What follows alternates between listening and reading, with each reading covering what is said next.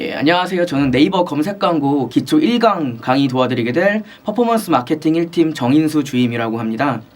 예, 오늘 제가 강의 도와드릴 부분은 맨 처음 파워링크를 진행하시는 광고주 포함해서 입사한 지 얼마 안 되셔서 파워링크에 대한 개념이 아직 바로 잡히지 않은 신입사원분들을 위한 강의라고 봐주시면 되는데요. 간략하게 이제 강의에 앞서서 목차 간략하게 말씀드리겠습니다. 가장 기본적으로 키워드 광고가 어떤 부분이고 키워드 광고의 기본은 어떤 부분들이 있는지, 그리고 그로 인해 광고 세팅은 어떤 식으로 진행이 되고 가장 기본이 되는 입찰과 그리고 성과 지표에는 어떤 것들이 있는지 순으로 교육해 드리겠습니다. 가장 먼저 네이버 키워드 광고란 흔히 저희가 이용하는 네이버 플랫폼에서 그 통합 검색 내에 저희가 쓰고 있는 희망하고자 하는 키워드를 검색했을 때 노출되는 파워링크나 비즈 사이트 영역을 의미합니다. 이 프로세스로는 보통 이제 저희가 흔히 이용하는 네이버 쪽에 검색을 했을 때 파트너 매체나 통합 검색 내에서 노출이 되며 파워링크 1위부터 나가고 있는 파워링크부터 10위부터 15위까지의 비즈 사이트, 그리고 연관성이 있는 파트너 매체로 나간다고 봐주시면 될 것 같고요. 그로 인해서 저희가 연결 URL로 걸어놓았던 사이트에서 뭐 이커머스 업종 같은 경우는 뭐 상품 구매, 그리고 DB 업종 같은 경우는 콜이나 이제 방문을 유도하는 목적으로 키워드 광고가 진행된다고 보시면 될 것 같습니다. 키워드 광고의 노출 위치랑 이제 개수에 대해서 간략하게 말씀을 드리면요. 일단 PC 기준으로 파워링크 같은 경우는 1위부터 10위까지 보통 최대로 나가고 있고요. 비즈 사이트 같은 경우는 11위부터 15위로 최대 5개까지 나갈 수 있는 광고 영역이라고 보시면 됩니다. 그거 외에 이제 입찰에 대해서 조금 순위가 밀려난 업체들이나 더보기를 따로 등록한 업체의 경우에는 더보기를 클릭했을 때 더보기 영역에서 노출된다고 인지해 주시면 됩니다. 키워드 광고의 이제 가금 방식 및 이제 노출 순위에 대해서 간략하게 말씀드리면은, 쉽게 말씀드리면 클릭당 단가가 소진된다고 보시면 됩니다. 이를 CPC라고 부르는데요. 최소 입찰 금액은 70원부터 최대 10만 원까지 설정이 가능합니다. 그래서 이제 설정된 입찰가에다가 그 누적된 클릭 수를 곱했을 때 저희가 총 소진되는 광고비라고 숙지해 주시면 될 것 같고요. 흔히 이제 광고주분들이나 이제 신입 마케터분께서 이제 자주 들어오는 질문이 단순 입찰가만 높게 올리면은 상위에 노출된다고 생각을 하시는 분들이 있어요. 물론 이게 아예 틀린 말은 아니지만 더 자세하게 말씀을 드리면은 입찰가 곱하기 품질지수 칸수로 노출 순위가 결정된다고 보시면 돼요.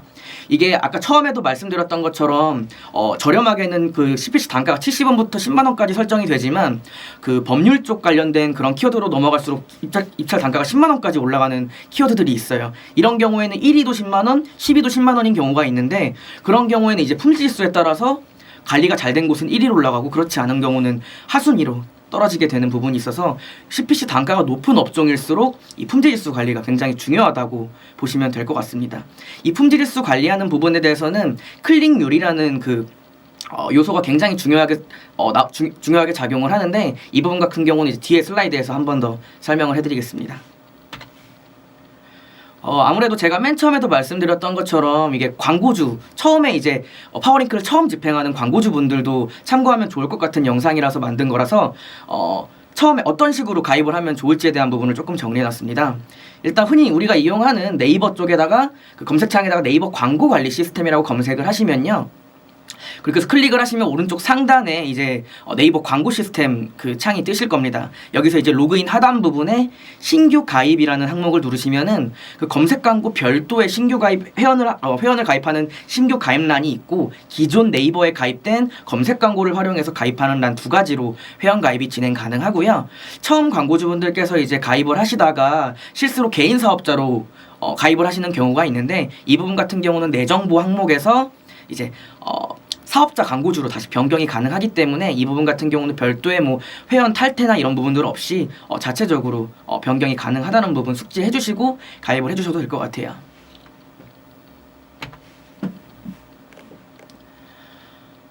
광고를 등록하는 방법을 안내해 드리기 전에 어떤 식으로 세팅 구조가 이루어져 있는지 간략하게 설명을 해 드리자면요.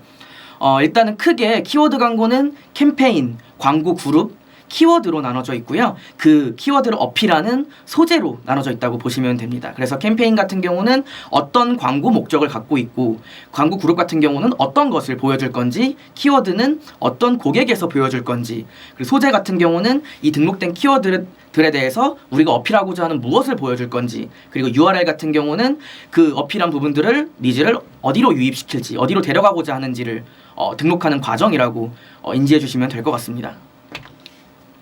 그럼 이제 하나하나 캠페인 만들기를 통해서 한번 시작부터 알려드릴 텐데요.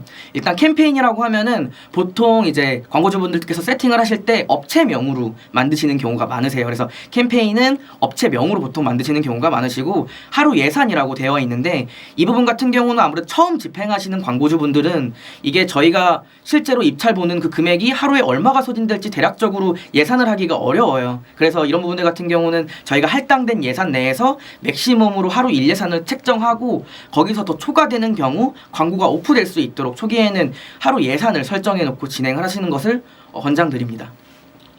다음으로 넘어가면은 캠페인 밑단에 이제 광고 그룹을 세팅하실 수가 있어요.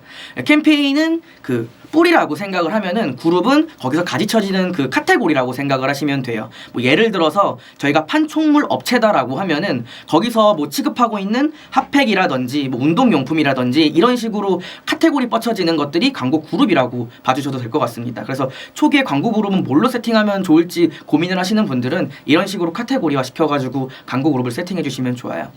그래서 이 광고 그룹 세팅 항목에는 광고 그룹 이름을 설정할 수 있겠고요. 보통 카테고리 항목이 되겠죠. 그리고 URL 같은 경우는 그 카테고리가 세팅된 랜딩 URL로 보통 거시는 분들이 많으세요. 그리고 입찰가를 설정을 하고, 하루 예산을 캠페인에서만 거는 게 아니라 그룹에서도 걸 수가 있어요. 예를 들어 아까 예시로 들었던 판촉물 업체다라고 하면은, 뭐 예를 들어 저희가 쓸 수 있는 예산은 10만 원이에요. 근데 저희가 이 판촉물에서도 주력으로 하고 있는 거는 겨울 시즌이라서 핫팩이다라고 하면은 이 10만 원 예산 중에 5만 원, 7만 원은 핫팩 그룹에다가 예산을 투자하고, 나머지 카테고리는 3만 원으로 운영하는 식으로 진행을 하는 광고주들도 많이 있거든요. 그래서 이런 부분들을 전략적으로 구상을 할 때 그룹 입찰가, 그 그룹 예산을 별도로 걸고 진행한다고 보시면 될 것 같습니다. 그리고 키워드 등록입니다. 키워드 등록하는 방법에는 두 가지 방법이 있는데요. 실제로 저희가 노출을 희망하고 있는 그 키워드를 직접 위 왼쪽에다 입력해가지고 등록하는 방법이 하나 있고요. 이렇게 되게 되면 아무래도 처음 집행하시는 광고주들 같은 경우는 대표 키워드를 제외하고서는 세부 키워드를 발굴하시는 게 굉장히 어려우실 거예요. 이 두 번째 캡처 상황 보시면은 키워드 기준 연관 키워드라는 게 있는데, 이 항목에서 저희가 하고자 하는 메인 키워드를 입력하시면은 그 메인 키워드와 연관이 있는 추천 키워드나 세부 키워드들을 추천을 해줘요. 그럼 거기서 이제 저희가 필요한 거는 추가하고 필요 없는 것들은 거르면서 조회량에 따라서 등록을 해가지고 진행하는 방법이 총 두 가지가 있습니다. 그리고 이제 키워드까지 다 등록이 돼 있으면은 이 저희 키워드를 검색했을 때 노출되는 소재가 필요하겠죠. 흔히 처음에 소재라는 문구를 되게 어려워하시는 광고주분들이 많은데, 소재는 결국에는 여기 앞에 캡처에서 보이시는 제목 문구와 설명 문구라고 봐주셔도 될 것 같아요. 그래서 이 제목 같은 경우는 최대 15글자까지 저희가 등록이 가능한데요. 여기서 반드시 숙지하셔야 될 부분은, 제목에는 반드시 저희 업체명이 들어가야 돼요. 그래서 업체명이 들어간 최대 15글자 내외 제목이 들어가야 하고, 설명 같은 경우는 최대 45글자까지 등록이 가능합니다. 근데 이제 보통 아무래도 등록을 하다 보니까 조금 더 이제 과장된 그런 문구들이 들어갈 때가 있는데, 최상급 표현이라든지 과장된 부분이라든지 허위 내용이 사이트 내에서 확인되지 않는 내용이 들어가게 되면은 반려사항이 될 수 있어서, 이런 부분들은 숙지해 두시고 45글자 내에서 소재를 구성하시는 거를 좀 제안을 드려요. 그리고 표시 URL 항목 같은 경우는 보통 사이트의 메인 URL로 설정이 가능하고요. 실제로 표시 URL은 메인 URL로 가더라도 클릭을 했을 때 랜딩 페이지가 상세 페이지로 가는 경우를 보신 적이 있으실 거예요. 그거 같은 경우는 이제 연결 URL에 상품 상세 URL이나 카테고리 상세 URL로 빼는 경우에는 이런 식으로 바로 그쪽으로, 실제 URL은 대표 URL로 보이지만 클릭을 했을 때는 상세 URL로 가도록 설정이 가능합니다. 일단 소재까지 다 등록을 했으면 기본적인 그 항목들은 세팅이 된 거예요. 근데 하지만 파워링크의 단점이 텍스트로만 나가다 보니까 이런 부분들에 좀 갈증이 있던 부분들이 있었어요. 그래서 확장 소재라는 것들이 생겼는데 이 부분 같은 경우는 텍스트 외에 추가적으로 저희가 어필할 수 있는 이미지나 이런 것들을 의미해요. 근데 이미지 외에도 다양한 항목이 있어서 하나씩 간략하게 설명을 해드릴게요. 일단 뭐 예를 들어서 예약이 필요한 그런 업체들 같은 경우는 네이버 예약 항목을 이제 파워링크 밑단에 달아가지고 바로 네이버 아이디를 활용해서 실시간으로 예약하고 방문할 수 있도록 확장 소재를 등록하는 방법이 있고요. 그리고 뭐 주위 인근 지역에서 뭐 학원이라든지 뭐 헬스장이라든지 이런 업체들 같은 경우는 근처에 이제 각각 근접성을 어필하기 위해서 위치 정보를 어필하는 경우도 있습니다.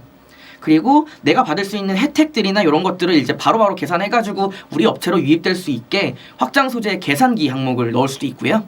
그리고 이제 모바일 쪽 같은 경우에 펜션이나 이런 것들을 바로바로 전화해가지고 문의할 수 있도록 전화번호 버튼을 삽입할 수도 있습니다. 그리고 제목이 아무래도 글자 수 제한이 있다 보니까 추가적으로 어필하고 싶은 제목 문구가 있다고 하면은 추가 제목을 달고도 진행을 할 수가 있고요.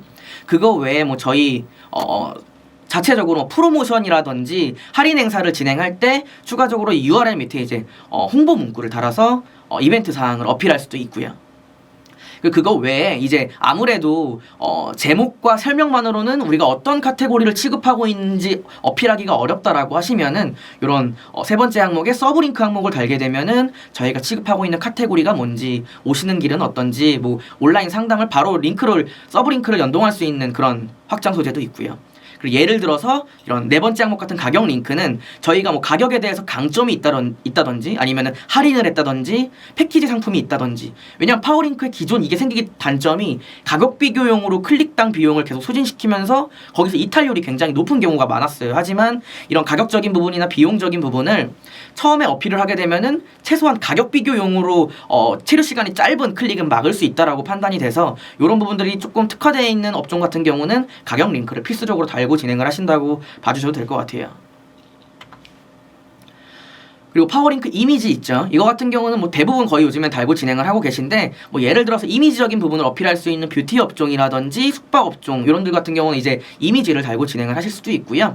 뭐 맛집이라든지 뭐 운영 시간이라든지 이런 부분들을 어필하기 위해서 플레이스 정보에 시간대나 이런 부분들을 운영 시간대나 뭐 이런 것들을 어필할 수 있는 플레이스 정보가 또 있고요. 그리고 최근에 생긴 건데 이거 같은 경우는 영상을 활용해서 파워링크 이미지가 나가던 항목에 영상 항목으로 대체할 수 있는 부분들도 생겼고요. 그리고 앞서 말씀드렸던 서브링크 항목과 비슷하지만 이 서브링크 항목을 단순 텍스트가 아닌 이미지로 서브링크 항목을 썸네일 이미지로 내보낼 수 있는 이미지형 서브링크도 달 수 있고요. 그리고 예를 들어서 뭐 화장품이라든지 뭐 리뷰나 후기가 중요한 그런 업종들 같은 경우는 이런 블로그 리뷰를 활용해가지고 파워링크에 어필하면서 이제 블로그 링크까지 걸 수 있는 항목들이 최근에 생겼습니다.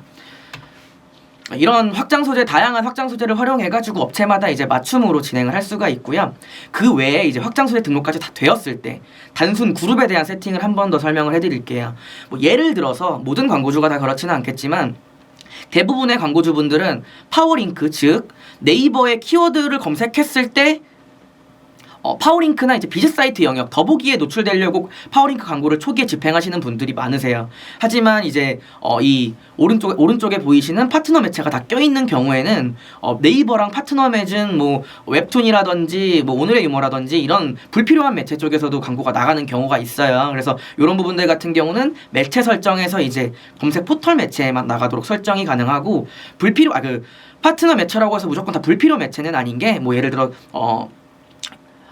키즈 쪽이라든지 이런 이제 게임 용품 같은 경우는 뭐 웹툰 쪽이나 이제 뽐뿌 같은 업체도 같이 파트너 매체를 키고도 진행을 하거든요. 그래서 이런 부분들 같은 경우는 업체 상황에 따라서 유동적으로 파트너 매체를 부분적으로 키시는 방법으로 진행을 하셔도 되고요. 여기 매체 유형 선택 보시면은 전체 항목으로 체크되어 있는 항목이 보이실 거예요. 여기 보시면 이제 PC랑 모바일이랑 클릭당 단가가 조금씩 상이에요. 동일한 순위일지라도 노출되는 구자수도 다르고 시간대에 대한 클릭당 단가도 다르기 때문에 업체마다 PC, 모바일 분리 운영을 하는 업체들이 있어요. 이런 경우에는 하나의 캠페인을 만든 것을 그대로 복사해가지고 하나는 이 매체 설정에서 PC만 켜놓고 하나는 모바일만 켜놓고 진행을 하면서 분리 운영을 진행하기도 합니다. 그리고 이제 그 네이버 그룹 같은 경우는 지역과 시간을 설정할 수가 있어요. 지역 같은 경우는 아무래도 뭐 방문을 유도하는 업종이라든지 아니면 이제 뭐 광고주분께서 필드에 나가서 이제 인근 지역에서 뭐 인테리어라든지 시공을 하는 업체들 같은 경우는 보통 이제 지역 설정을 하고 진행을 해요. 왜냐면은 지방 쪽까지 내려갈 수 없는 상황인 업체들이 많기 때문에 이런 부분들 같은 경우는 시, 뭐 도, 동단위까지 지역 설정을 진행하고 거기에 맞춤으로 이제 저희 파워링크 광고를 어필을 할 수가 있습니다. 그거 외에 이제 시간대 설정도 가능한데요. 뭐 예를 들어서 업체 상황이 업무 시간에만 문의를 받을 수 있다거나 아니면은 주말에는 영업을 하지 않는다던가 아니면은 주간 시간대 문의가 많이 들어오긴 하지만 이 입찰 경쟁에 대해서 너무 예산이 한정적인 경우에는 차라리 주간대 포기하고 그 야간 시간대 상의를 잡으면서 틈새 전략으로 운영을 하시는 분들도 있어요. 이거는 뭐 업체 상황과 예산에 따라서 유동적으로 진행이 가능한데 이런 시간대 설정만으로도 이런 식으로 유동적인 그 운영 관리가 돼서 이런 부분들을 적극적으로 활용하시면 좋을 것 같아요. 그리고 이제 그룹에도 예산 설정을 할 수가 있다고 말씀을 드렸잖아요. 이게 이제 아까도 말씀드렸던 것처럼 업종에 대한 이슈가 있거나 뭐 특이사항이 있거나 아니면은 입찰가에 대한 인지가 부족한 초창기에는 저희가 예상했던 것보다 더 빨리 오전에 소진이 되는 경우도 있고 예산을 설정하지 않게 되면은 저희가 예상했던 것보다 너무 많은 비용이 소진되는 경우가 있어요. 그런 부분들을 조금 미연에 막기 위해 저희가 최대로 집행할 수 있는 가용 예산을 1예산 단위로 책정을 하고 진행을 하는 게 좋아요. 그래서 이런 예산이 설정되었을 때 예산 배분 방식 같은 경우는 크게 두 가지가 있어요. 저희가 흔히 알고 있는 적당한 그 비용이 소진되고 저희가 다 소진됐을 때 캠페인이 꺼지는 일반 노출 방식이 있고요. 뭐 예를 들어서 저희 같은 경우는 9시부터 6시까지 계속 안 나가도 되니까 끊기지 않게 껐다 켰다 하면서 이제 나갈 수 있게 오래 나가고 싶다라고 하시는 분들은 균등 배분을 하시는 경우도 있거든요.